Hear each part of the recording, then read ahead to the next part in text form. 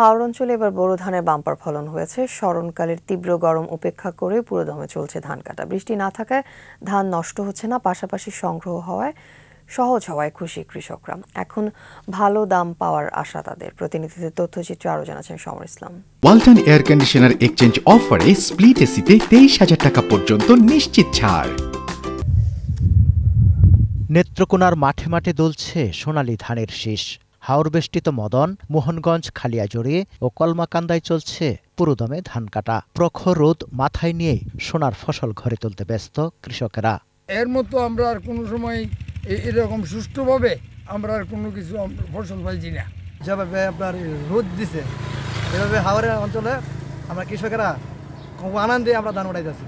কৃষি কর্মকর্তারা আশা করছেন প্রাকৃতিক দুর্যোগের শঙ্কা না থাকায় এবার হাওড়াঞ্চলের কৃষকরা শতভাগ ফসল ঘরে তুলতে পারবেন। কিশোরগঞ্জে 1,67,150 হেক্টর জমিতে বোরো ধানের আবাদ হয়েছে। আবহাওয়া অনুকূলে থাকায় বাম্পার ফলন হয়েছে। রৌদ্রোজ্জ্বল আবহাওয়ায় ধান কাটতে পেরে দারুণ খুশি তারা। নারী, বৃদ্ধ এমনকি শিশু কিশোররাও মনের আনন্দে ধান কাটার কাজে যুক্ত হয়েছে।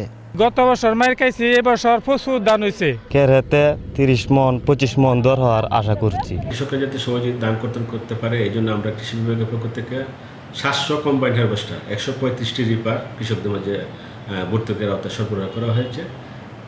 শ্রমিক দ্বারা এবং এই যন্ত্র দ্বারা কৃষকরা ধান কর্তন করতেছে।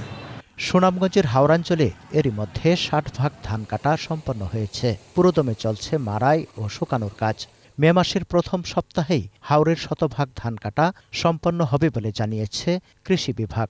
বৃষ্টিও নাই, রোদ আছে, ধান খের টের শুকাইতেছে, ধান ভান শুকাইতেছে।